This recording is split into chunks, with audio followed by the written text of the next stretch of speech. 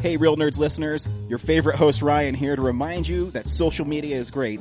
How great is it? There's many ways you can find the Real Nerds on social media. You can download us on iTunes. You can listen to us streaming on Stitcher Radio. You can call us 720-6nerds5. Aw man, our website is so cool. You can visit our website, realnerdspodcast.com. You want to leave some fan mail? Oh, that's so easy, realnerds@gmail.com. Twitter? We got it, @real_nerds. You can even like us on Facebook. Thank you so much, and hey, enjoy the show.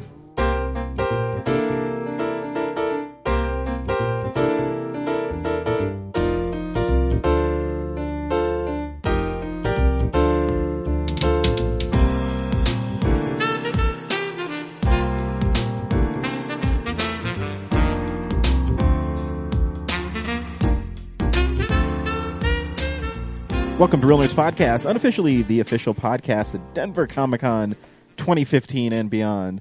I'm Ryan, and this week I'm only joined by James. Hi. We did have a comedian scheduled to be on the show this week, Brett Hiker, but he actually got a gig, so... good for him. Yeah, he's up in the mountains performing, so good for him. I told him anytime he wants to come on, though, he is more than welcome to. But go check him out, look him up online, see if he's going to be somewhere near you. Yeah, absolutely. So, it's cool. Yeah, I mean, it's... Whatever. We're always here. Not everybody and can we hang out don't in your living room pay on a you, Saturday. so Right. That is the caveat of being on Real Nerds Podcast. There is no monetary gain for being on here. Right. It's just the pleasure of seeing a new movie every week and podcasting our experience to the world. What did we see this week? We saw Taken 3. We did. And we have a certain set of skills, and our skills is reviewing movies. At the end of the show, we'll review this movie after we play the trailer, and we spoil the movie. So make sure you see the movie before you get to our review. And we'll tell you beforehand, though, if you should see it or not. We also talk about movie news, comic books. I have a fun comic book story this week. Cool. Stuff we've been watching, stuff that's coming out, stuff that made money.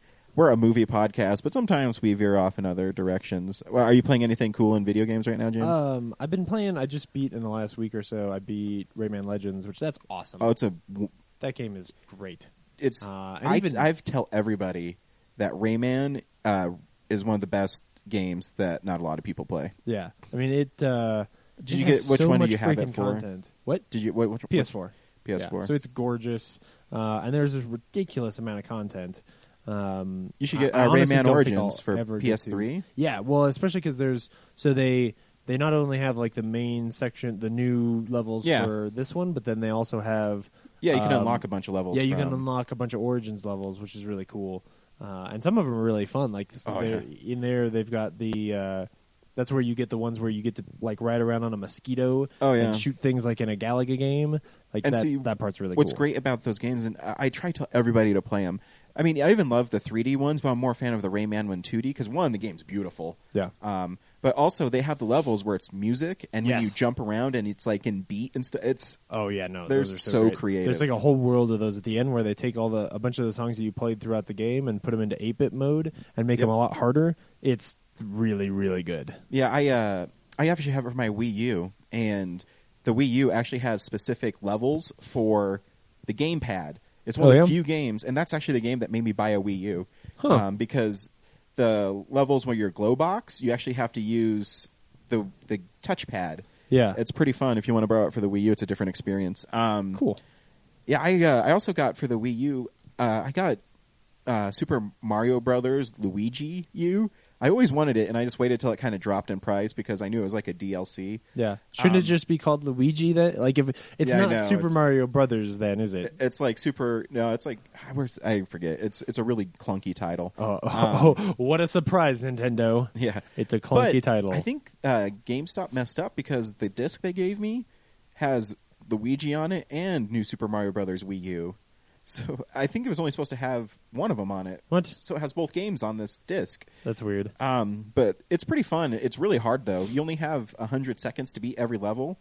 The levels are shorter, but they're more difficult. It reminds me a lot of... Did you ever play the Lost Levels from Super Mario Brothers? No. It was the original Super Mario Brothers 2, but Japan thought it'd be too hard for American audiences. So So they remade... I think it was called Toki Toki Adventure or something, and put Mario characters instead of the characters originally on it. That's why Mario 2 is you pick up vegetables and throw it, and it makes no sense. Yeah. So I played that, but I also got for the PS4 Batman Lego 3. Okay. It's pretty fun. Like, I like the Lego games. They're silly. Yeah. No, they're good. I play a lot of the demos and kind of get to a place where I'm like, oh, yeah, okay, right, it's this thing. And then I don't really buy the games, which is too bad. You should. They're fun. I mean, it's cool. The main story is pretty fun, but it's really fun to go back afterwards and unlock all the stuff because you find more Lego guys. And right. I mean, I've only played 2. I've only played the Marvel superhero one that I have, which is lots of fun. Yeah, I heard that one's great. And it's pretty silly. And then I just got the Lego Batman 3 because I got a gift card for Christmas for GameStop. So I was like, whatever. Yeah. At a White Elephant party, though, so it was pretty cool. I picked the GameStop gift card. So that's what I got with it. Cool. So that's what I've been playing. It's pretty fun. And I just finished Captain Toad Treasure Tracker. Yeah. It's really fun. Yeah. I didn't know if that game could sustain. I loved it in 3D Worlds. Yeah, I didn't know if it could sustain a whole game. And each level is different, and they're pretty challenging to beat all the little levels. And I did find out, too, is pretty sweet. There's a Toad amiibo coming out. Yeah. And if you get him and scan him into Captain Toad, you get a whole bunch of other levels. Cool. So there'll be Very that, cool. too. So look for my review of that online soon, and then also review Lego Batman online as soon as I'm done with it. Yeah. But, yeah, that's what I've been playing. Very cool. It's hard when you have a kid. Oh, yeah. But I wait till Laura goes to sleep, and then my son goes to sleep, because he sleeps almost till 4 in the morning now, so I usually stay up till 2 playing games, and then I'm horrible the next day. But, Shit. but I miss playing video games. Yeah. But anyways, what do you want to start with, James? Let's start with a little... Actually, let's mix it up. We always do this last. Let's do what we've been watching, like right off the bat. Wow, I love it. Yeah. So, this is the stuff we've been watching. What'd you watch this week, James? I actually watched a bunch of shit. I was gone last week, too. So, real quick, I'll get out of the way that I went and saw Inherent Vice. I haven't listened to your guys' review yet, but I will say, as a quick caveat, it was 11 o'clock at night and I was extremely tired, but still... Brad fell asleep in ours. I was really bored. That movie it just sort of meanders. It does. And here's the thing is, I don't think it's a bad movie, though. But I don't know. It doesn't seem like there's really a plot, even though there's a plot. You know what I mean? Yes. And there's some really silly things. And it seemed. Did you stay awake for the whole movie? Yes, I stayed awake for the whole movie. But did you feel like it took weird cuts? Like it was missing stuff? Yes, but I feel that way about all of, his last 3 movies. Yeah, but I don't know if that's on purpose for him because it's a stoner movie. I think he's intentionally trying to. It's like a heist or a mystery movie, and I think he is trying to intentionally leave things a little ambiguous at times so that you kind of feel like you're always trying to catch up the way he's not really always on. Like when you see his notes, and his notes are so ambiguous and weird that you're like, okay, he's Russian or something, right? Like he's just not even really following or solving the puzzle at all. And so I think it's made that way, but the problem is that there's nothing else to hold on to, right? Yeah. Like at the end of the day, I'm fine with a movie where I talk about them all the time, where maybe the plot doesn't necessarily ring true or isn't terribly coherent, but if they're trying to say something and if there's themes that are really interesting. But here the themes are really just like, here's this guy at the end of the drug era who was still doing drugs, and that's kind of it, Yeah, I told my example in the review that we did for it was when he's at the land developer's house and he's talking to his wife, and then he goes to his closet and he has all those ties of naked chicks. Yeah. And then the one servant comes in and starts talking to him about how she's going to sleep with him, and then it cuts immediately to him running out and getting beat up by Josh Brolin's character. Yeah, and I don't know. I never understood their relationship. Yeah, I mean, I think Josh Brolin's the best part in that movie. Oh, totally. Oh, yeah, he's great. It's funny. But I don't understand what's going on there. Pretty much the whole time. That's why there's a lot of people talking about how they're shocked that Inherent Vice didn't get more Oscar nominations. I don't see it. So it shouldn't. It's relatively incoherent. Just because you're Paul Thomas Anderson doesn't mean you get a pass. You know what I mean? In fact, I want him to get back to telling stories like he used to. Like I would much rather he put a 5-minute long like music video into his movie like he did in Magnolia than to have them be this sort of meandering and because there's no point to the movie. Yeah. I really kind of struggled with it. And I was with the movie the whole time. I just wasn't engaged. Does that make sense? Like, it's almost harsh to say. It's almost harsh to say that I was bored because I was constantly. I didn't realize I was bored until it was over. Yeah, I felt the same way. I told Brad too. I said I might be a movie I stream like when it shows up on Netflix again, just to see if I miss something. Yeah, but it's also 2.5 hours long, right? Like if in 2.5 hours you can't give me something to hold on to, or at least to take home with me, like that's a problem for me. Oh, I agree. It's a troublesome movie. Agreed. Which is too bad because I think the performances are pretty good. I think there's some pretty fun little quirks to it, like Steve was talking about when he was on here for the Film Explosion about like every time that he'll just like hit the ground and cradle his asshole. Like I always thought that was funny, but the movie kind of feels like The Big Lebowski if you took out 99% of the quirk and you just had some stoner dudes trying to solve a mystery. That just at the end of the day I kind of get left feeling very cold. So anyway, saw that. Been watching through a lot of Comedy Bang Bang, which is that show. It's all on Netflix, and it's like a faux sort of sitcom. That's pretty funny. It's good if I'm like trying to fall asleep. I can turn it on, and like some of their skits are good, and some of them aren't great. But it's a lot of it's dependent very much for me on whether or not the guest is very fun and whether or not, or I should say whether or not their skit for the guest like I feel the same way about Drunk History. Yes, exactly. So it's pretty good if it's on it's on Netflix for the first 3 seasons. Like I would suggest you check it out. Like maybe go find one with a celebrity that you think is funny, or like some of the guys like Bill Hader who you just know those guys are going to be funny. And watch those episodes first to get a feel for whether or not you might like it. Also caught up on Agent Carter and S.H.I.E.L.D. I haven't watched Agent Carter, and it's sitting on my DVR, and it's bumming me out. So I'll just say this. Oh, little baby's going for a ride. Look how cute my baby is. Oh, he's so good. Hi, baby. Hi. Hey. Oh, look at him smiling. Oh, yeah, what's going on? Dad, what are you doing? He loves me. Can I be on the radio? Yeah. That's pretty good. See you, Laura. That's great podcasting. Yeah, look how cute my baby is. Right, yeah. After 3.5, almost 4 years of this shit, like if people are listening going like, why the fuck are they stopping it? There used to be like, you could hear the cats running through the background when we started this thing. And now I have a cute baby. Yeah.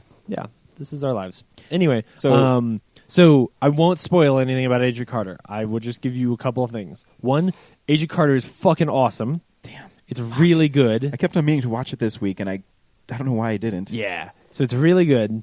So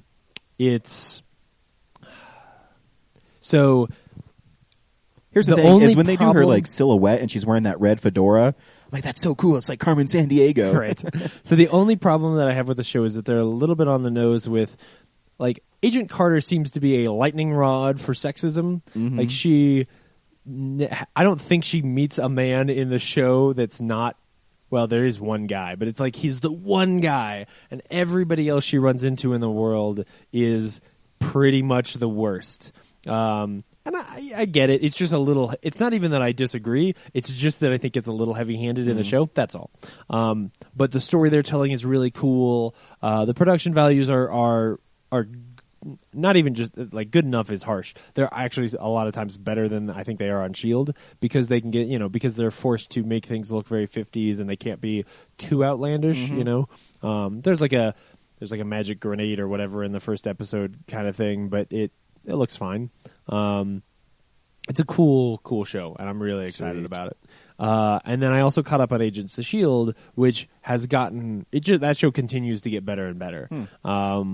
I really like where they ended it. They're on hiatus now, but they've killed some characters off and started to reveal some of what's going on with the main character, who we know has some kind of magic power. Basically, they don't talk about it too much, but the Kree got involved. The Kree don't show up, but I did hear about that. Yeah, they started talking about the Kree, basically this like thing that they've been hunting for the last season and a half. Is some old Kree artifact, and so it may be that she's got like she's like a descendant of Kree or something like that. So that part is pretty cool, especially because I rewatched Guardians of the Galaxy last week. And then Downton Abbey started back up a week ago, and it's good this season. It's really good this season. I watched a movie with a guy from Downton Abbey in it. Oh, yeah? Yeah. Oh, very cool. I'll wait and see. Was it Paddington Bear? No. Oh, okay. I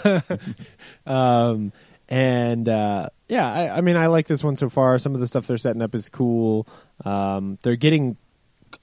It's interesting to see how progressive things are getting, and to see like them call back to similar traits. So like I think the first episode they get their first radio, and certain people are still kind of like, this is weird. Like it was weird when they got a phone the first time in I think season 1, and then you see like shadows of those same characters still going like, I think at one point he's makes some comment about like, this can't catch on, and then when the king makes a speech over the radio, like that's when everything changes, and all of us. And now, so that was a really neat little addition.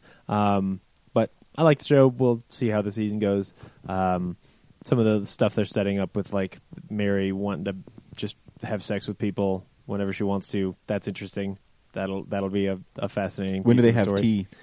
You know what? No, I think there's an episode. There was a scene where they're having tea. Actually, there's this cool. Okay, so there is this really cool scene where one of the older two of the older women who used to bicker a lot but have become friends over the years.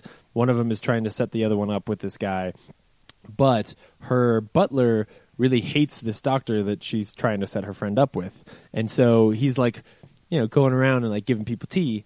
And he's totally being a douche to the doctor and like skipping him over. And there's all of this politics in the room where like she's running over and be like, why can't you just be humane to this nice guy? Like he's not that bad. And so there's a whole like interesting, funny scene about them drinking tea. So there you go. It happened after, was it 5 years? Oh no, they drink tea all the time. I just never wanted to admit it. Oh. And then very last thing that I saw this week was The Man in the High Castle, which is the Amazon Prime Video show produced by Ridley Scott, based on a story by Philip K. Dick. Yeah. Which is pretty cool. It's actually... that keeps on popping up on my Prime account. I don't know if I should watch it. Yeah, no, you should totally check it out. Cool. So the premise here, kind of weird that there's a commercial at the beginning, but then there's no more commercials, but whatever. Because I'm like, I pay for this, but whatever. So the premise here is that the Nazis at the end of World War II built a nuclear bomb before the U.S. did and dropped it on Washington, D.C., and so the Germans the Axis end up winning the war, and so the country is divided into two, and the whole East Coast is all Nazi controlled, the West Coast is Japanese controlled, and then there's like this middle ground where the two don't really go in the West. That's where like all of the refugees have run to. But we start off with this guy in the Nazi controlled section who gets in with the resistance there and is driving this truck into the like demilitarized zone between them. And then this other woman who her sister's in the resistance, it turns out, and she gets this piece of footage that I'll explain in a minute, and she drives into the demilitarized zone so her sister gets killed, so she gets the tape and drives into the demilitarized zone, and the two of them end up meeting up, and where is it going to go? What are they supposed to do with the stuff that they have? Because I'm pretty sure they both have a piece of tape. So what's interesting about the tape is, and there's a little bit of spoilers for this first episode, but I think you need to know this to understand how cool I think this might get, because it's bigger than just, hey man, what if Nazis in the 50s, right? Mm-hmm. Which the production design of all of that is really cool. There's they design some neat stuff where, you know, things don't look like the 50s. Things haven't progressed as quickly as they did in the 50s. Everything's still very militaristic and like, you know, it just it feels like because under that rule, like science is not moving forward, right? Which it shouldn't. But the footage is footage. It's like what we would see as real World War II footage of the U.S. winning the war.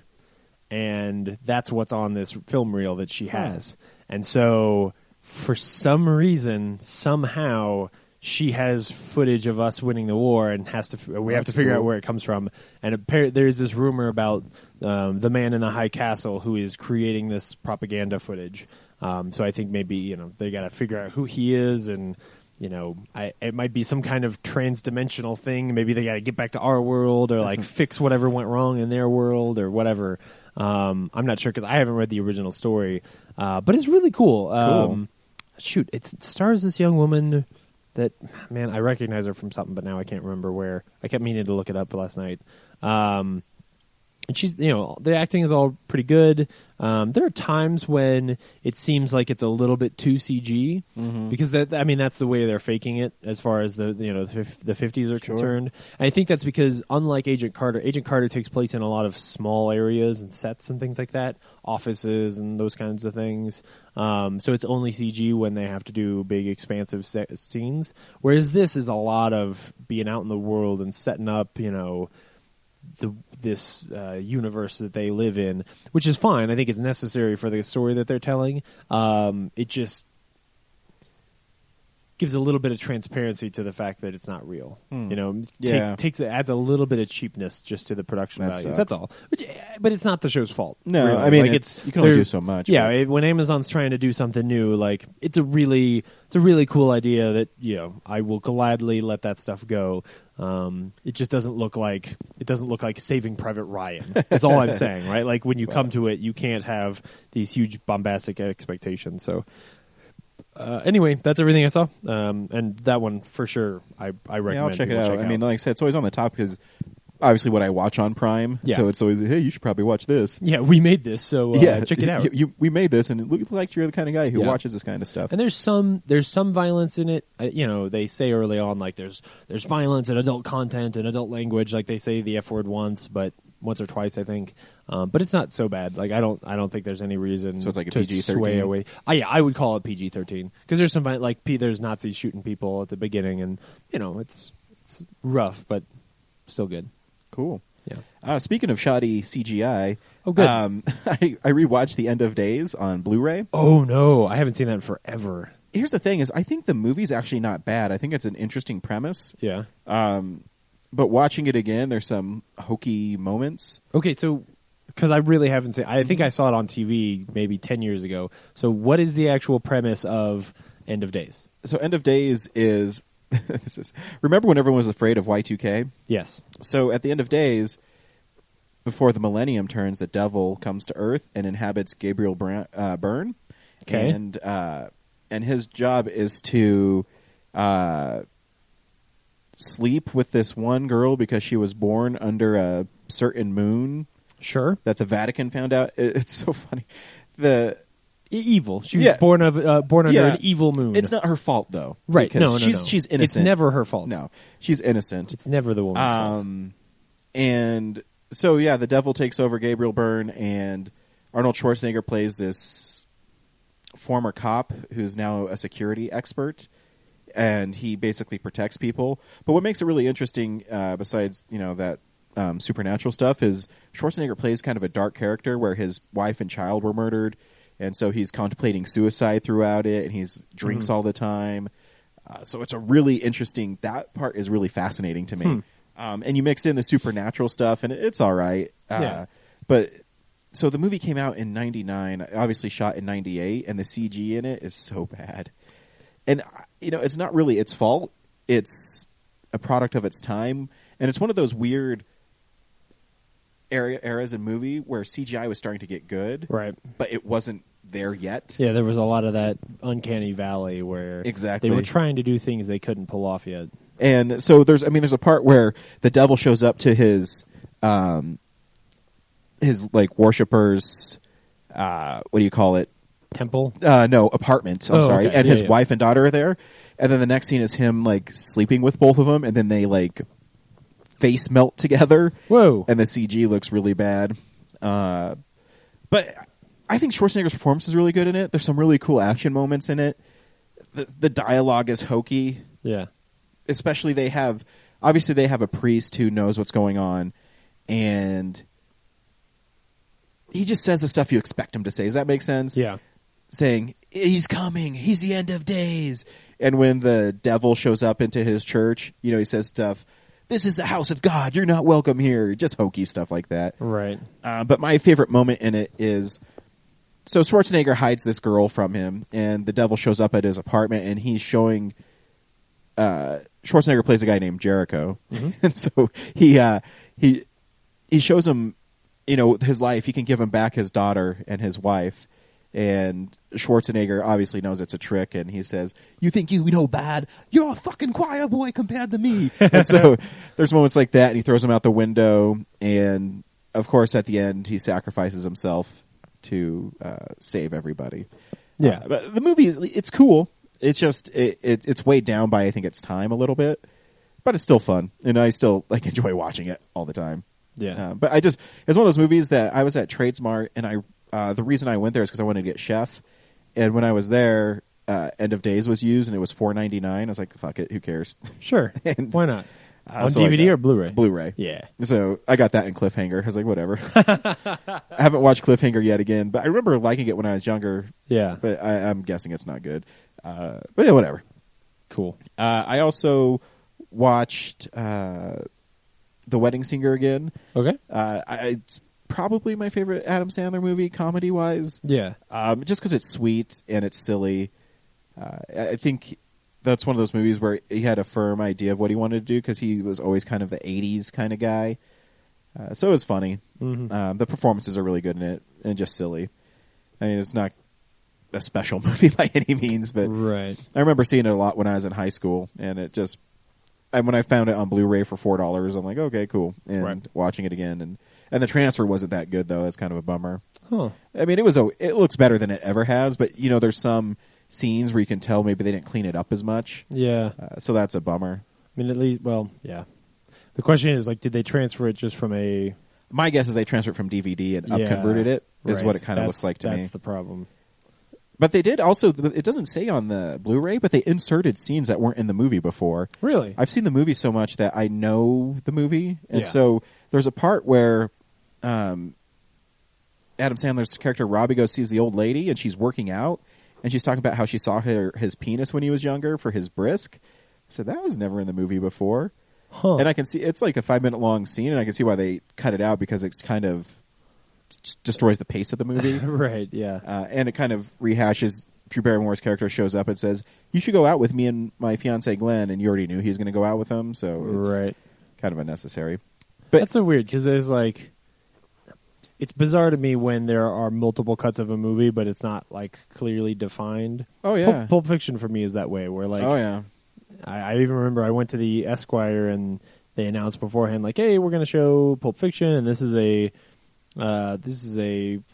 complete cut that doesn't have anything cut out. And then it did have the Elvis Beatles conversation cut out. They skipped over it. And I've never understood, how do I know which one is the correct version to watch? I mean, we talked about The Muppets Christmas Carol. Yes, yeah. There's also our friend Jonathan Tiersten's Sleepaway Camp. Mm-hmm. Before that Blu-ray came out, there was 4 different cuts of the movie. Really? Yeah, so that's why they had a Sleepaway Camp Survivor kit. It was all 4 movies on DVD in a first aid kit. Yeah. And they butchered the original one. They cut out a bunch of it. Which is always, I think it's always so fascinating when they do that on DVDs. I mean, why would they do that? Who cares? Yeah. I'd hope they'd have the director's original vision in mind. Right. But obviously they don't. And it's weird that they would add footage into that cut of the Blu-ray without saying anything. It's not even mentioned on the back. On the back it says, a backstage tour of the Wedding Singer Broadway theatrical trailer. That's all that's on it. So they don't say that they add footage back into the movie. Huh. But whatever. It's still fun. I still had fun watching it. And really, the one movie I did really want to talk about this week is called The Guest. It stars Dan Stevens from Downton Abbey. And which one is that? I don't know who he is. He's like he's a pretty good looking guy. Here, I'll get the Blu-ray for you so you can see him. Oh yeah. Talk about something real fast. Okay, so Dan Stevens, he might be. I bet he's the Matthew. I'm sure he's Matthew, right? Because if he's making movies, he's got to be. Yeah, he's totally Matthew. Yep. Okay. So well, he's the good-looking one. Hope I didn't just spoil anything about Downton Abbey if you are not finished with season 4. But anyway, so The Guest is awesome. It's made by Adam Weingard, who did You're Next. Yeah. And the movie centers around Dan Stevens. He plays a guy who was in the military.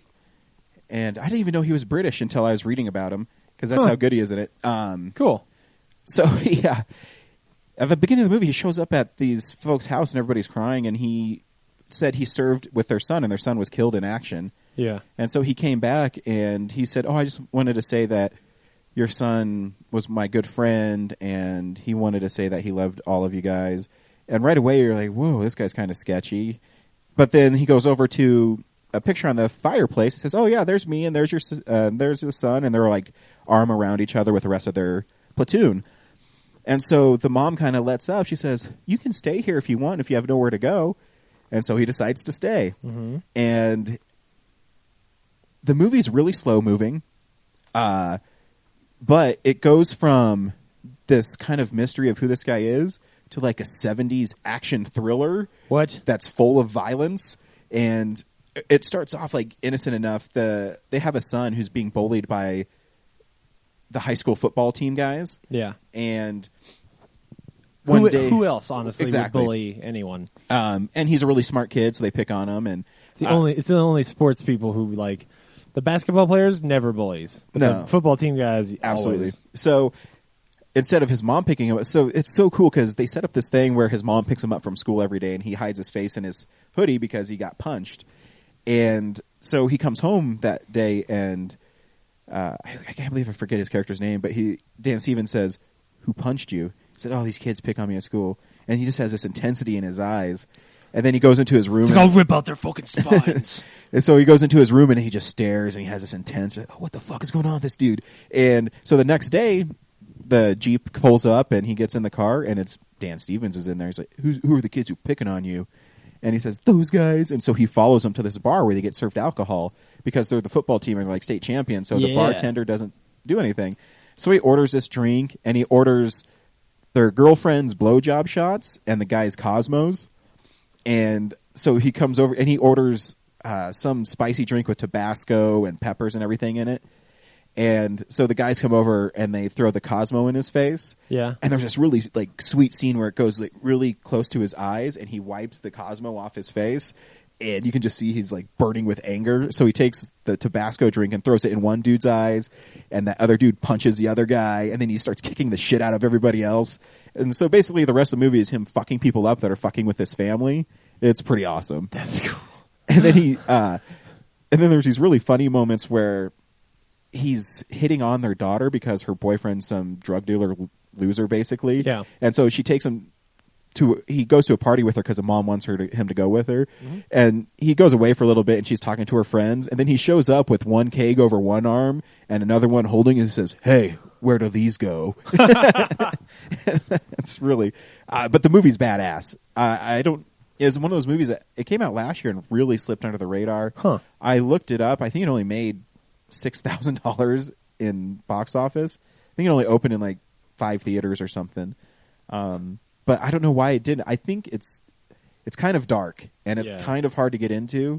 And I think they just probably didn't know how to market it, and they didn't know what to do with it. Because it's a Universal movie. Is there some like intentional comedy in there? Like, is he supposed to be a little bit? Okay. Yeah, I mean, there's a part where he comes out of the shower and that their daughter's there, and he literally starts slowly pulling down his towel so you can see like his like cut abs and stuff.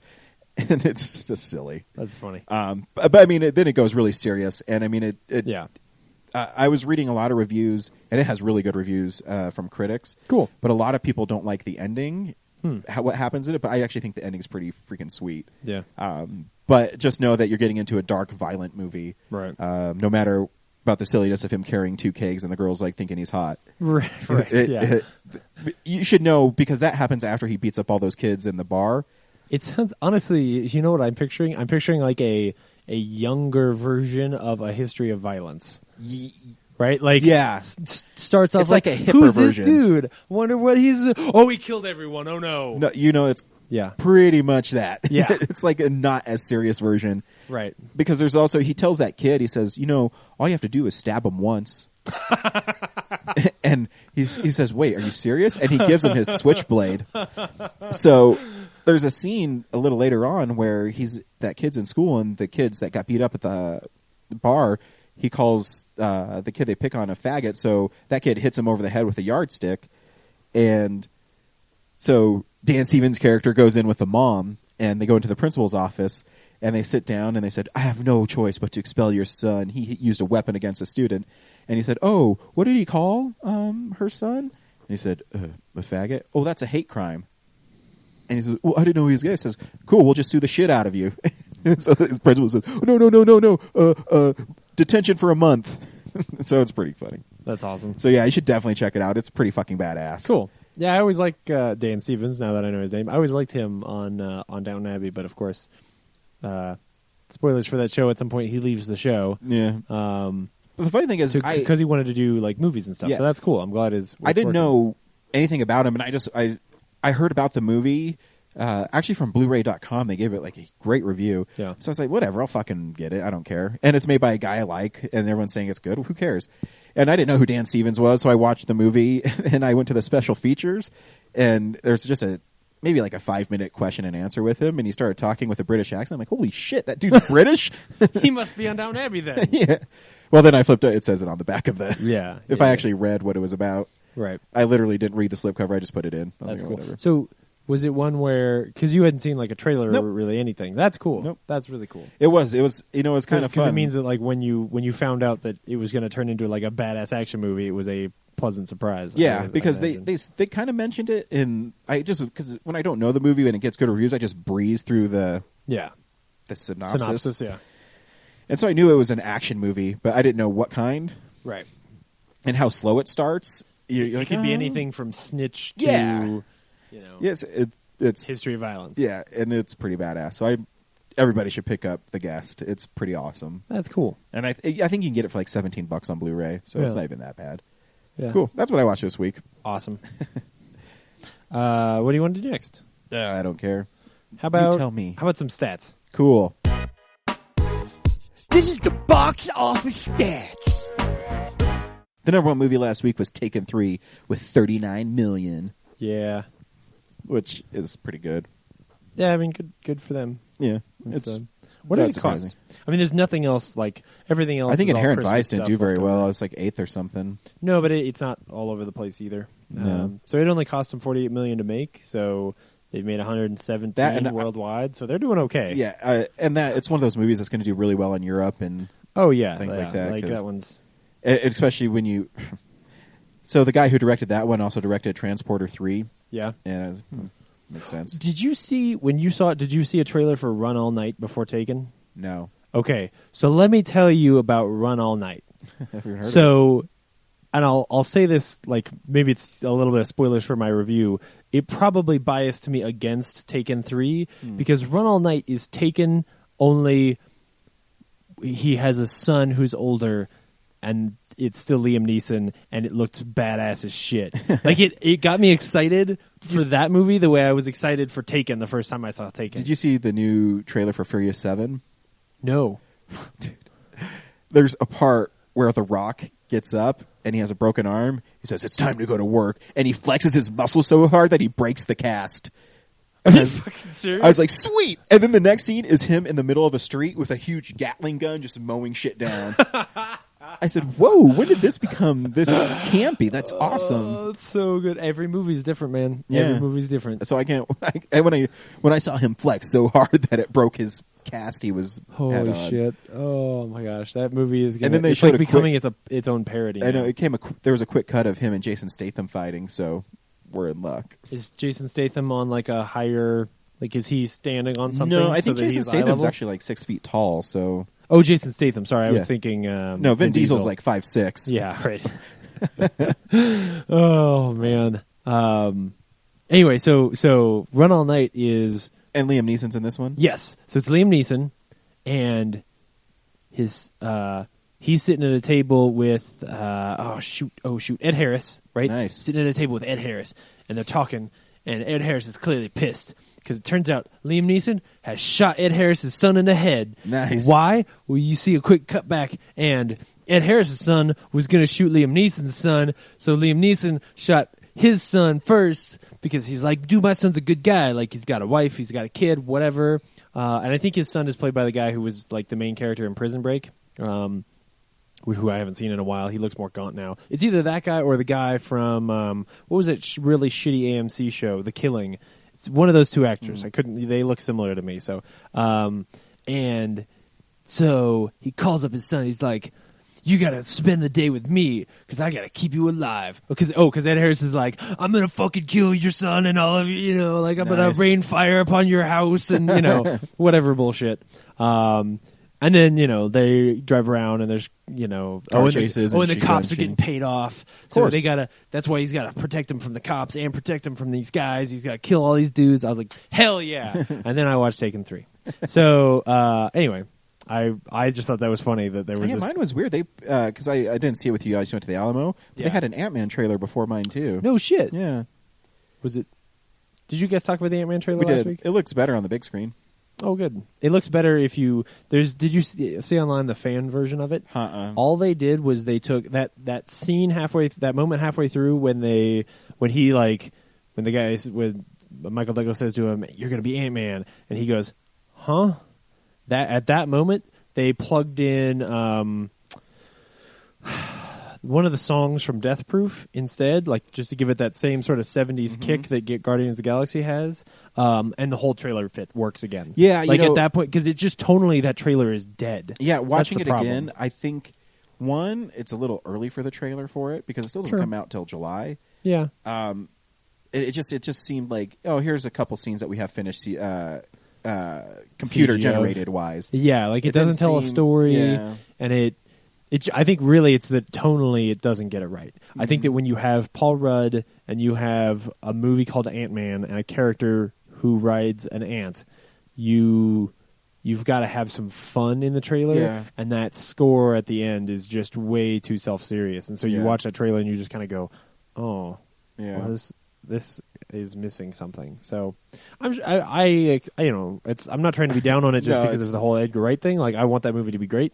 I think that trailer is not good. Yeah, the trailer seems a little lazy. Yeah, but again, I think they don't have very much of it finished. Yeah, finished well. Yeah, I'm sure they're still working. And honestly, that probably that criticism, the fact that trailer is getting the most criticism Marvel's had in a while, probably means that Marvel's going to work their ass off and make a really great movie. Yeah, and when it comes out, we'll all be like, "Holy shit, that was the most fun!" You know, because that's what they do, right? They iterate and edit and edit and edit until the movie is perfect. So, anyway, you want to do Blu-ray releases? Cool. DVD releases and Blu-rays. Lucy. You saw that? Yeah, that's the one you said, should I see before the end of the year? And I said, meh. Yeah. Yeah, and then, you know, the movie that I should have seen before the end of the year was Under the Skin, apparently. Yeah, that's a better Scarlett Johansson movie, I think. I mean, some people might disagree, but... Yeah. The movie you should have seen before the end of the year, The Box Trolls, is coming out this week on Blu-ray. So you'll have to check that out for sure. I'm going to have to go pre-order a copy, because... the movie's good. The Drop, which is that Tom Hardy, James Gandolfini, Noomi Rapace movie that came out in like November, I think. Which I don't remember whether that got good reviews or not, but I don't either. Yeah. Annabelle, which is is it a prequel to The Conjuring? Yeah. Okay, so the prequel to The Conjuring, Annabelle. I wanted to see that, but when I was reading reviews where they said it, even for a horror movie, it looks cheap. Yeah, that turns me off on it. That's too bad. We'll see. I'll rent it from Redbox. There's a Shailene Woodley movie called White Bird in a Blizzard. It's like a little indie film thing. I don't know. I saw a trailer for it once. So that's out on Blu-ray this week. There's a Criterion edition of The Palm Beach Story, which I don't know anything about, but it's a Criterion. It looks like an old sort of 50s comedy sort of thing. But anyway, there's a Blu-ray release of On Golden Pond, which is a fucking great movie. That's a good movie. The Zero Theorem, which is the Christoph Waltz, Tilda Swinton movie by Terry Gilliam that I never got to see. Was that last year that released? I think so, yeah. It had to have been. Very limited, though. Oh, yeah. Well, yeah. Hence the Terry Gilliam part. Yeah. But the trailers for that were always really weird because the world was pretty cool looking. And then there is a Blu-ray coming out this week called Woman They Almost Lynched. See, I would see a movie like that for the title alone. Right? You got to see here. Oh shoot, I can't. You got to see this cover. It's like a really bad comic book, like old 50s cover. Of a busty lady exposed with shoulders, a couple revolvers, and like it looks like a dude dressed up as a woman who's screaming. I don't know if it's supposed to be funny or not, or I don't know. But that title is worth it. I know. I forgot to say, I watched Godzilla a week and a half ago. Oh yeah, it's really good. Yeah. It's better than I thought it was. Oh yeah, yeah. The Blu-ray is beautiful. If you haven't seen it on Blu-ray, it is. It is. I just forgot to mention that, and I just want to say that it made me like it more watching it again. I liked it before, but yeah, I remember walking out of the theater and going like, that was awesome. I mean, I have problem I disagree with the story that they told. Yeah, I think it's better when you know that Godzilla is only in it for a little bit. Yes. When you, I see what you're saying, right? Yeah. Like if you're not always anticipating, like, oh man, when's Godzilla gonna show up and fucking rock shit? When you're not waiting for that, then you can just sort of enjoy it. Yeah, I would agree with that. So yeah, I'd say watch Godzilla a second time. Yeah. And I got the cool Blu-ray that roars. Oh, what? Yeah. What do you mean it roars? Like when you open it? You have not seen that Blu-ray? No. Oh my gosh, dude! Holy shit! Get this shit off the shelf right now. I need to hear this. I'll put it up to the microphone. Oh, it's a steelbook. Holy shit, that's cool. Is it a button? Yeah. It's like a little button. There you go. What? It's 3D. What the hell? That's so cool. I need one of these.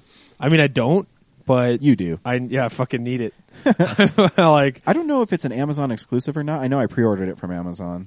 That's cool. I don't know. I think I've seen it anywhere else though. Seems to catch the thing in there, but that's really neat. Yeah, it's got there's like a whole case inside that holds the speakers and stuff. That's neat, man. Can I get that on I want every one of my Blu-rays. Like just a roar. Yeah, like a 21 Jump Street. You push the button and it just says something stupid, like just swears something cool. At you. Something. Oh, it just says something cool. Oh, that's awesome. Oh, that's really great. Cool. Okay. What are we doing? News? Cool. It's real news.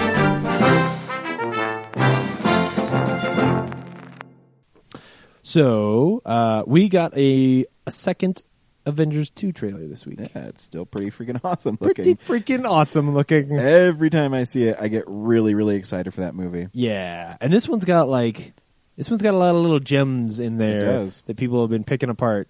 And I don't want to dig too much into who is the woman and all kinds of stuff. Other than, dude, how cool would it be if that woman is Death?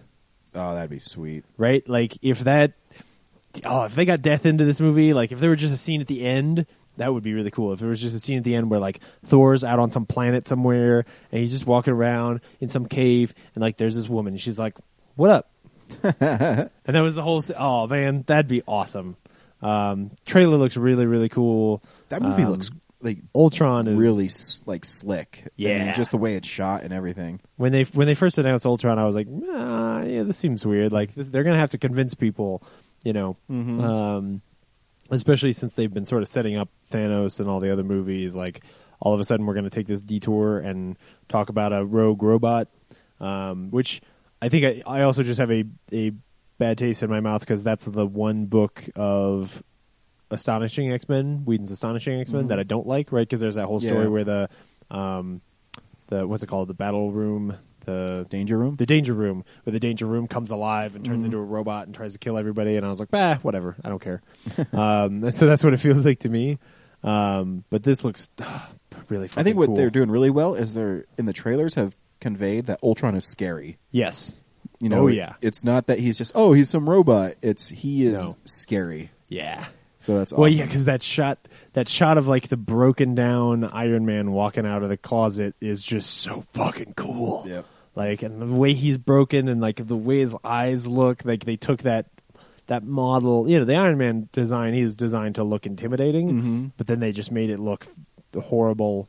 And I think it's a smart solution instead of, having Ant-Man build a robot that becomes self-aware, that Tony Stark is the one who developed it, and they took that idea from Iron Man 3 and said, oh, well, it made Ultron, and I think that's a pretty cool idea. Yeah. Yeah. So we got the nominations for the Oscars this week, which is a couple things. The big one is that the Lego Movie is not nominated for Best Animated Feature, which I think the only explanation there can be that they don't take story into account, which sounds harsh, but the rationale being like, if the way they look at it is we're only paying attention to the actual art of the animation, then okay. But I don't think that's really what that yeah. There's again because like Big Hero 6 is on there, and I like Big Hero 6, but it's not. Here's the thing: is it's the old Hollywood adage. It's a bunch of old, crusty white dudes who vote on stuff who probably have never seen the movies. Tell me how many people from the Academy saw How to Train Your Dragon 2? Well, I think they have to. I think in order to vote, they have to see that movie. I think they have to see. I heard that they get... Well, maybe not. They get sent a pamphlet, that's right. and they just fill it out. That's true. No, you're right. And they have 2 movies on there that are foreign animated, and that's great that they're on there. But really, you're going to tell me those are better than the Lego Movie? And what's movie got better critical score, was more loved by audiences, and that's not the best animated movie of the year? Are you fucking kidding me? That movie's really fucking good. It's James, #1 movie from Film Explosion. Yeah, that movie's really fucking good. So yeah, it's disappointing. And like, look, Big Hero 6 is great. The Box Trolls and How to Train Your Dragon 2 any other year would have easily been the best animated. Yeah, like they're amazing films, but fuck, like at least give me a bullshit answer. At least say like there's live action in that film, so it's disqualified. Yeah. And then we can have some shitty argument about like, well, Wall-E had that, and like at least let's have a stupid conversation, but not, this is... That's why I don't get, like, who did not see that movie and not enjoy it? Yeah. It's one of those things where I think it has a 97% or something on Rotten Tomatoes. I want to know the assholes who doesn't have fun watching that movie, honestly. Yeah. I just don't get it. Yeah.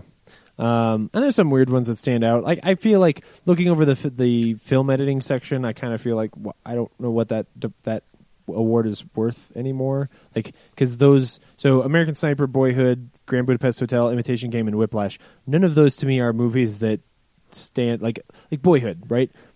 Boyhood is a great film. I don't think that its editing is what makes it its editing isn't particularly special. Yeah. And that's not to say that the guy who made it doesn't deserve some kind of award, but it just, I don't know, there's a couple of sections here where I'm like, I don't really know. I think they keep trying to push American Sniper out there, but everything I've heard about American Sniper is that it's actually pretty bad. Yeah. I was just looking. It made $30 million yesterday. Oh, yeah. When I was at the Alamo, like, there was nobody seeing Taken 3, but the theaters for American Sniper were sold out. So I'm interested to see it, but I'm very I can wait a little bit. Yeah. I don't have to see it right away. Because after what Steve told us about it is what I see in it. Yeah. Well, and of course, he also told me Inherent Vice was good. So, yeah, Steve. What the fuck? And their Best Picture nominations are fine. It's American Sniper, Birdman, Boyhood, Grand Budapest Hotel, The Imitation Game, Selma, Theory of Everything, and Whiplash, which means Boyhood's going to win probably. But and I think deservedly so. Honestly. I think out of all of the Oscar bait movies, that movie is really great and deserves some recognition. Yeah, there's nothing that's surprising to me this year. Actually, the only thing is Bradley Cooper was nominated for 3 years in a row for Best Actor, and someone like Gregory Peck and only one other actor have ever done that has had happened before. Wow. And I like Bradley Cooper, but it's one of those things where you wouldn't. Remember when he was on Alias and then disappeared forever? Yeah. Right? Like, he was this great, funny guy on Alias that I was like, man, he should have gone somewhere. And then he disappeared for, like, 8 years. You didn't see him again. Did The Hangover. Right, yeah. Then all of a sudden he's like this asshole in every comedy that he can be in. But yeah, good for him. Yeah. He's good. Even in American Hustle, he's good. That was his second nomination. Yeah, I know. Ron Howard's In the Heart of the Sea is delayed until next December. That bumps me out. I really wanted to see that movie. I know. But trailers for that. If they're going to take more time, make it better, it's sure. okay. Yeah, whatever. Yeah. I don't think that's it. I think that they realize that in the summer they're not going to make as much money, whereas in that movie, I mean, it's a Ron Howard movie, which means it's a fucking Christmas movie. Like, that is the movie that everybody's parents are going to want to go see at Christmas time. When I was at the Mills, I was talking to Joanna as she was tearing my ticket, and I looked over, and they have The Heart of the Sea, the poster, and it says March. I'm like, oh. Oh, yeah. Nope. Because it looks really good. Yeah. I like movies on boats. Yeah. I just do. Master and Commander on a boat. Pirates of the Caribbean on a boat. Just great. Yep. Boat movies are good. Speaking of delays, the Avatar sequels have been pushed back to 2017. I don't care. By the time those movies come out, will anyone give a shit? No. I don't know if anybody gives a shit now. Well, the weird thing is, I always mess around. I still don't understand how that movie made $2 billion. I still don't understand it. Yeah. It's a ridiculous amount of money. James Cameron pays off You think Hollywood or something. You think he's going to there's some theater in Belgium that he's buying all the tickets out in so that way it makes money? Because, I mean, it even made $730 million in America. Mm-hmm. Yeah, it's crazy. It is. Because I saw it. I saw it twice. I saw it once, and I was never that impressed with it. But here's the thing: everyone saw it.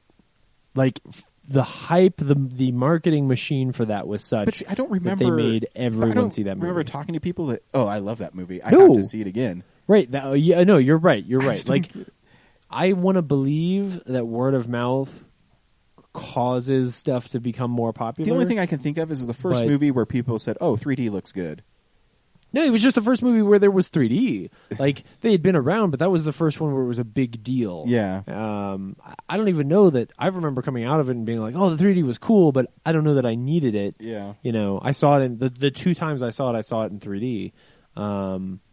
Because that does feel like a part of the experience. Yeah. I forget, what was that on your top 10 films from 2019? Fuck you. 20? I mean, the movie's not horrible. I know. I keep on waiting for you to let me borrow it so I can watch it again. Oh, yeah. I'll bring it to you. Yeah. Because, the fucking case I have is gorgeous. Because it's one of 2009, right? Yeah. So I haven't seen it in that. 6 years. Yeah. So I don't know. Yeah, I mean, it's a cool movie. Like, it's just Dances with Wolves, only not anywhere near as good. There's some cool ideas. Like, I like the world for the most part that they're building. I just don't necessarily like the story they're telling in it. Wow, it's so weird about a James Cameron movie. Right. Oh yeah, absolutely. And the dialogue is complete garbage because it's a James Cameron movie. When you watch Alien, you're like, this movie's pretty cool. And then people talk and you go, Aliens, you mean? Yeah, Aliens. Aliens, yeah. Oh, yeah. I've said before that Aliens is only watchable if you put the mute on. Like, that fucking dialogue in that movie gets worse every year. It's...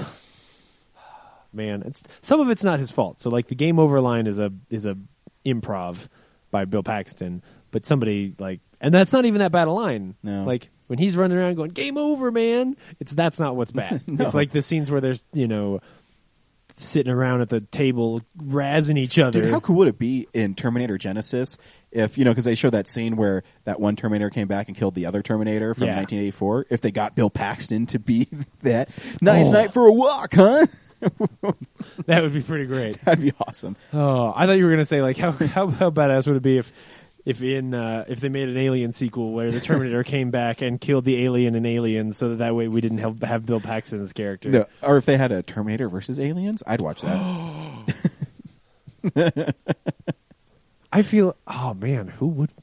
I feel like the alien has to win. Oh yeah, because like if the alien gets close. If the Terminator kills it when the alien's that close, then the acid blood just kills the Terminator. Yeah, but I mean, could it go through the exoskeleton? I don't know. Can the acid can totally go through the exoskeleton of a Terminator? It has to be able to. I guess, yeah, because it goes through. If magma can melt it, or if like the liquid metal can melt it, then maybe we need to write a script and turn it and give it to 20th Century Fox. So the question is whether or not the tail, which is the primary weapon of said alien of the xenomorph, whether or not that can do any damage to a Terminator, which I don't know that it can.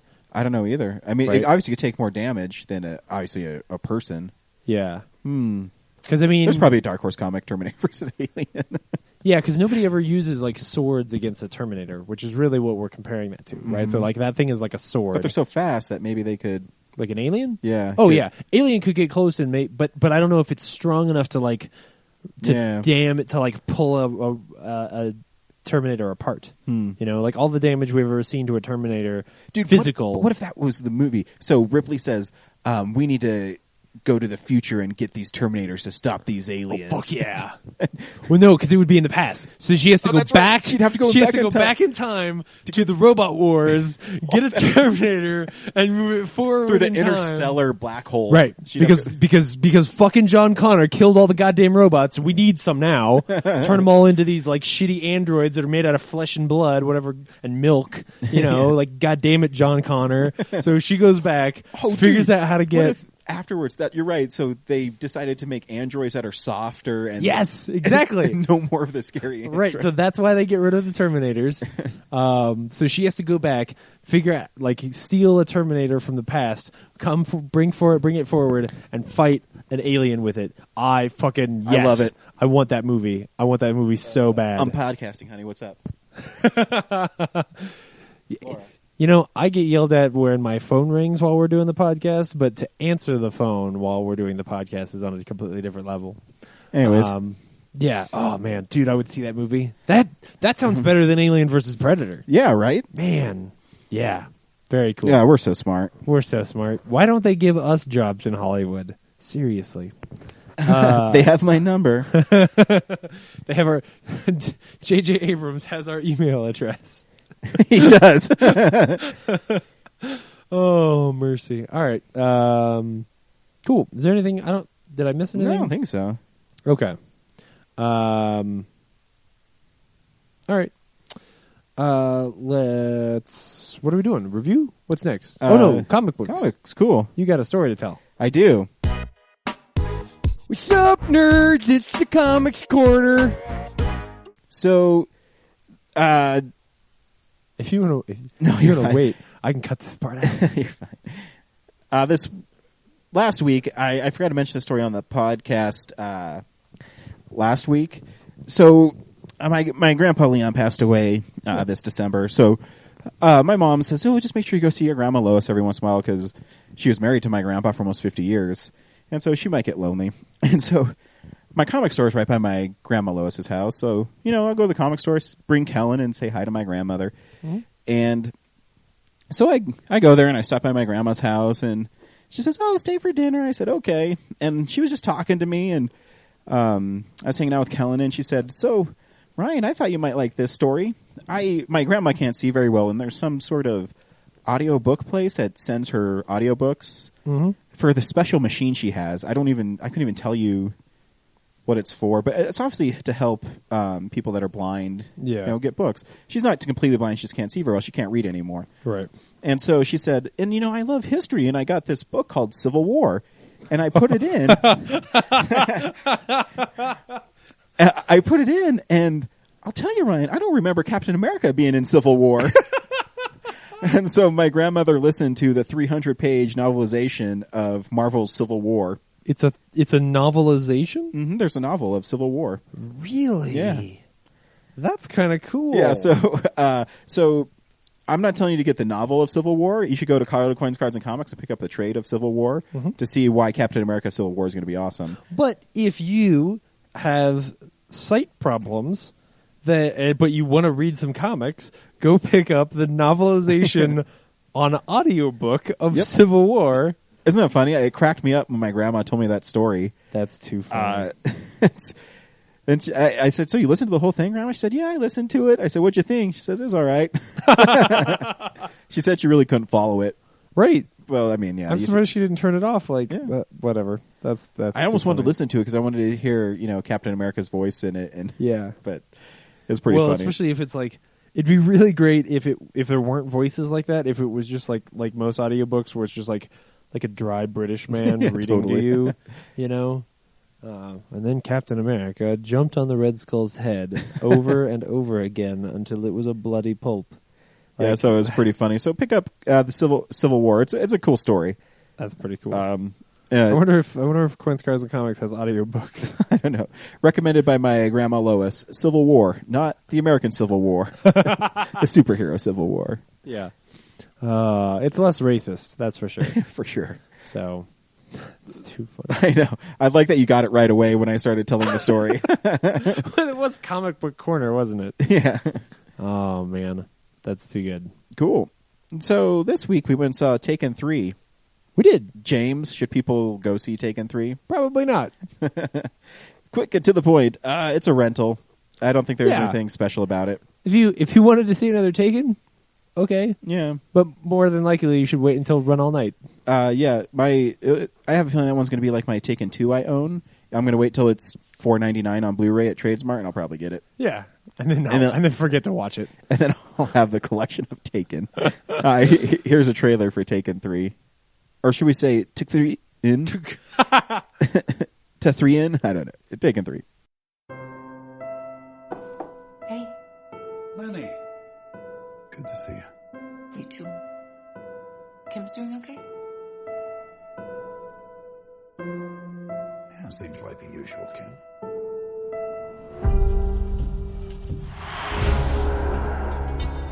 Lenny. Lenny? Sir, back away now. I didn't do this. Put your hands up, now.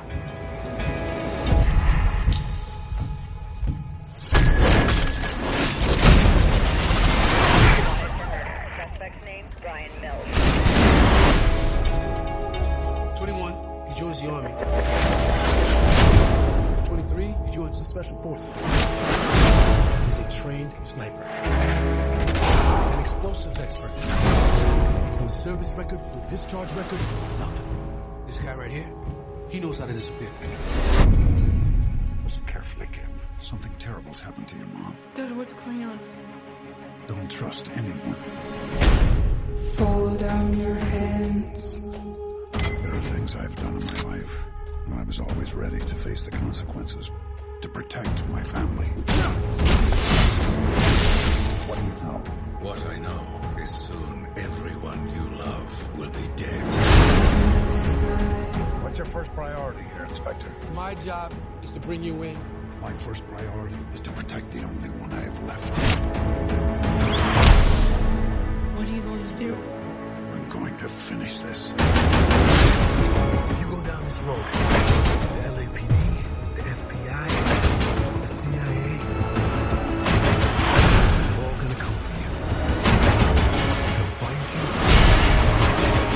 and they'll stop you.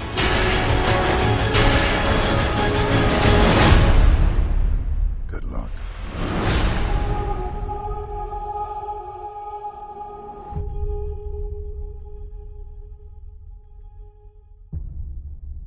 I don't know. I don't know what to expect out of the movie, so I don't know if I can be. I mean, I wasn't terribly disappointed by the story, or I don't know why it is that with the other Liam Neeson action movies the dialogue is so much better, but with the Taken movies it's so stilted. I think it's because it's horrible. a Luke Besson movie. Probably, yeah. Because even like that whole opening scene where he's like, "I was just trying to be unpredictable. I just wanted to be unpredictable." Remember how unpredictable? Like, yeah, fuck, it's so bad.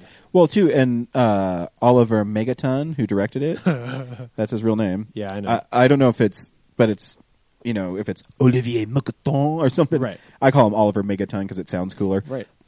He directed Transporter 3, and that I think Taken 3 has a lot of the problems Transporter 3 has. So where it's incoherent action. I was just gonna say this movie is fucking. That's my biggest problem. It's so manic. Were the other Takens PG-13 or they R? I feel like the first ones are. Yeah, it might. I mean, I can look. I'm not sure, but it might be PG-13. You can make PG-13. The torture's the only reason. I don't think they swear a lot, and you don't see there's not naked women or anything like that. I think it might just be the torture. Maybe the first one. But there's an art to making movies like that. The guy's Paul Greengrass. He makes movies where it's really hectic, but you can understand what's going on. Right, because the Bourne action scenes are amazing. Yeah, and you can follow them, and they're impressive because when he does something, you followed the beats of that action fairly well, even though it is a quick cut. every cut of this movie, every shot of the movie is less than a second long. Yeah. Especially in the action scenes. And it's a bummer, too, because every time there's a part where he goes into a liquor store and he starts fighting. Oh, this is cool. But then you can't really get a sense of what's happening in it. Yeah. Because he's hitting guys with a bottle. And then it cuts really quick and I don't know. Yeah, things just sort of happen. And I'm willing to forgive it or simply laugh off the things where, like, he's in a car and he gets pushed off a cliff and he jumps out of the car. He magically teleports himself behind a rock, and then like the car explodes, or he falls down an elevator shaft and magically gets out of the car, and the car doesn't just explode in the elevator shaft, blows up the whole fucking building when it blows up. Like, I'm willing to forgive that kind of silly shit, but it's the fact that I can't follow the action in the moment and really enjoy what he's achieving in those moments. That's the problem. And here's the thing is, too, I think Liam Neeson's still really good in him. Yeah. He's obviously an older man, but he still has a commanding presence, a really big presence.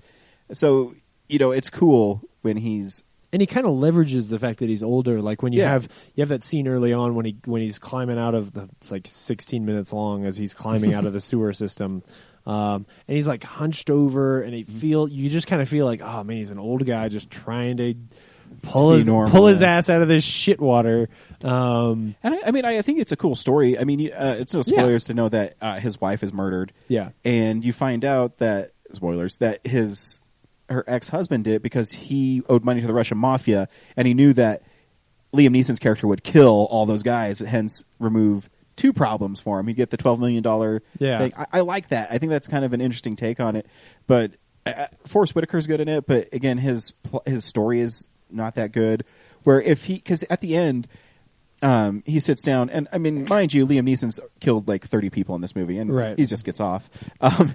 But he sits down, he says, I knew right away, the bagels. I ate the bagels, man. And they were warm.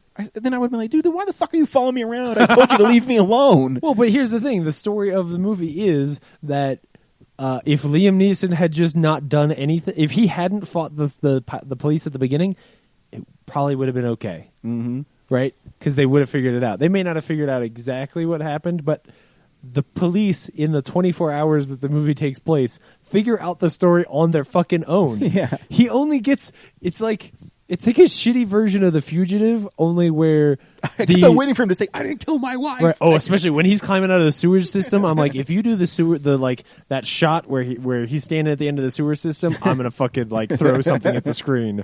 And I guess in L.A. you can just dump your oil into the sewers? I don't know. I guess so. In LA, you can get away with a lot of stuff. Yeah.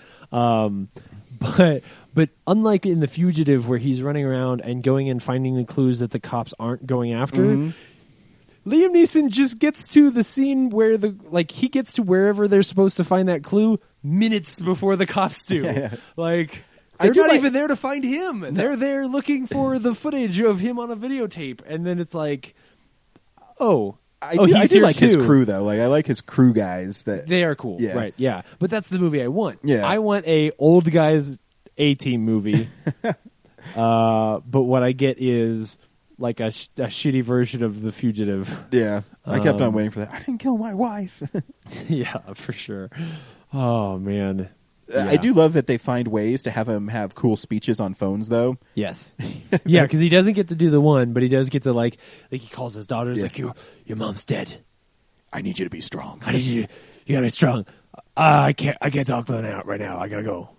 I gotta clean this shit off my shoes. Then his conversation with Forrest Whitaker's character is pretty sweet. Yeah. What's your number one priority? Yeah. Mine's my daughter. Yeah. So pretty great. I sympathize with him there. And who knew a Porsche could knock the landing gear off a plane? Oh, my God. The subtitle of the movie should be A Black Porsche. Because once he gets in that car, it's like every scene is underlined with, like, you can hear the police over the radio going, like, he's in a black Porsche. He's in a black Porsche. We're getting paid to advertise for a black Porsche. And why do they need the license plate of it? Because how are they following? He's going so fast. Yeah, you don't need to. You don't need a license plate. You just need to know it's a black Porsche. You just follow the black Porsche. There's only one. There is only one. Oh, man. And dude, that's where The Guest was awesome, where the action scenes where people got shot were super bloody. Yeah. In this one, he shot people with a shotgun and they just fall down.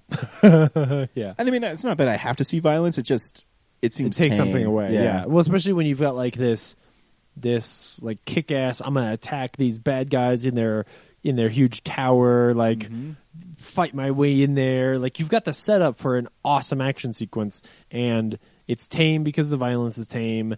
It's and it's unengrossing because of the way that it's shot. Yeah, right. So like, it's just, oh, he killed all those dudes. Oh, and then he kills all those dudes too. And you're like, all right, but it's not really that interesting. Yeah. And he'll pull off things.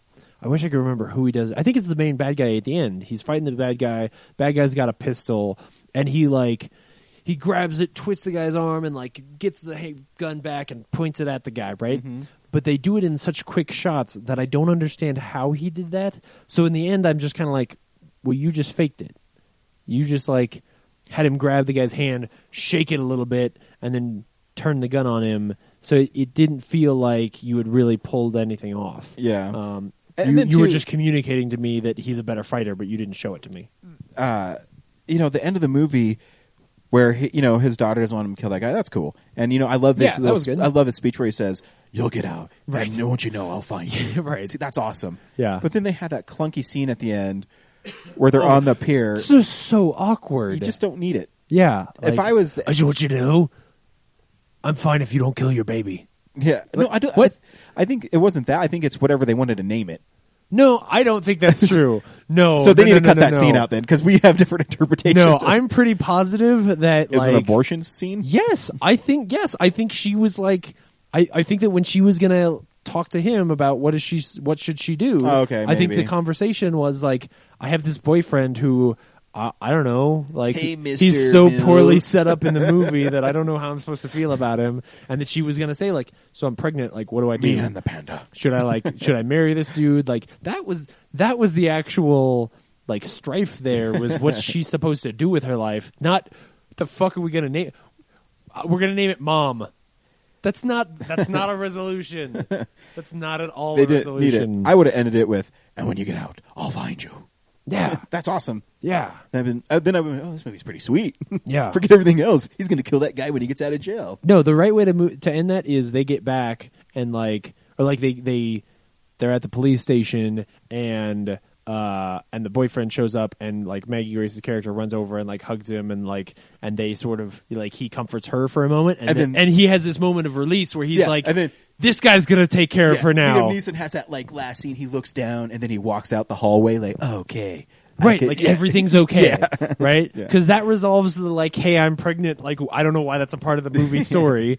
That's the right way to end that. Dude, why aren't we in Hollywood? My God, this movie's a piece of shit. Yeah. I mean, not boring. It's less boring than Inherent Vice, but it's also only 2 hours long. So yeah, there's worse movies for sure. Yeah, and you get to watch a disappointing but cool action scene where a black Porsche runs into a plane and crashes the plane. Yes. The CG, like the way that the plane behaves is not what I wanted, but still. Well, that's the thing too. That shot was cool. She's pregnant and he takes out that plane. My first priority is my daughter and fucking up this plane. And not my unborn grandchild. Right. That looks cool though, I guess. Yeah, it did. My first priority is blowing up some shit and then maybe saving my daughter and then killing the guy who killed my wife. I'm guessing you know who this is. Yeah. I'd do a pretty good Liam Neeson. Oh, man. What's next week? Take the goddamn elephant. That's from Darkman. I don't remember. All right. Well, let's do some really wonderful podcasting here while we figure out what next week is. It's always good. I know we've had some great podcasting moments on this one. Uh-huh. Check my baby out. Talking to my wife on the phone. Yeah. It's funny. This man. Oh, here we go. The Boy Next Door, Mordecai. I don't want to see Mordecai. Is Black Cat out? Black Cat's out. We can go see Black Cat if it's going to survive. Oh, is it not doing well? No, it made like $1 million. Oh, that's too bad. There's a Jude Law movie called Black Sea. Mm-hmm. Strange. Did you see that the new movie with Melissa McCarthy has Jason Statham in it? Oh, Spy? That one? No, I Jason haven't. Statham's the bad guy. Oh, good. Yeah. That's too bad. I wonder if they're going to have jokes about her being fat. I remember how they make a big deal about how they don't make jokes about that, but that's all they do in all her movies. Yeah. I think it might be Mordecai. Yeah, I'm guessing Mordecai. That's too bad. Because I don't want to see The Boy Next Door because that's that shitty Jennifer oh, yeah, I'm not seeing that one. No. God damn it, January. You're the worst. Hey, after that one, I think we got Jupiter Ascending. No, that's the following week. Yeah. No, the week after that is Black or White. Oh, no. So the week after that is probably the Project Almanac, that live action or found footage time travel movie. God damn it, January. Yeah, fucking January. The good news is movies start getting good in March now because... Yeah. Oh, yeah, real good. Because, yeah, then you've got Jupiter Ascending and Seventh Son in first week of February. So then there's at least something. Then The Kingsman. 50 Shades of Grey. 50 Shades of Grey. My wife wants to see that. Oh, good. You want to come see a sex movie with me and my wife, James? It's not the first time. What other movie did we see? Well, you weren't there, but she and I went and saw Magic Mike together. Oh, yeah. Yeah. Oh, yeah, you took my wife out on a date. Uh-huh. You asshole. To go see Channing Tatum take his pants off. I know. Yeah. Some friend you are. Well, to be fair, I think you were only engaged at the time and not married. So, okay, so it was that makes cool. it okay. It was totally cool. If it's any other dude, I would have been pissed. But you've educated my wife on movies, so I let you slide. Yeah, and then like Hot Tub Time Machine 2. Oh, great. And then Focus. I do want to see Focus. I think the trailers for Focus look pretty good. Which one's Focus again? That's the Will Smith movie where he's like a con man. Oh, we'll see it. Yeah, if it's got actual Will Smith in it, like not just like Will Smith's son. Yeah. Like, I want real Will Smith. Yeah. Give me that Big Willie weekend back. I know. I want Welcome to Earth, Will Smith. Fucking A. He doesn't say that. Kind of, he does. All right. Thanks for listening. Yeah. Bye. Bye.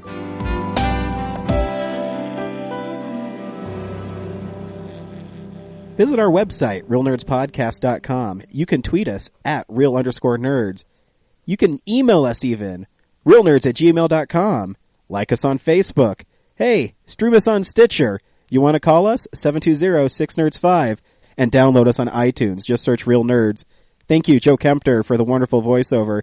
And also Spark Mandrill for the wonderful late-night jazz smooth sounds of movies. You can find them on SoundCloud. This has been a Nebulous Visions production.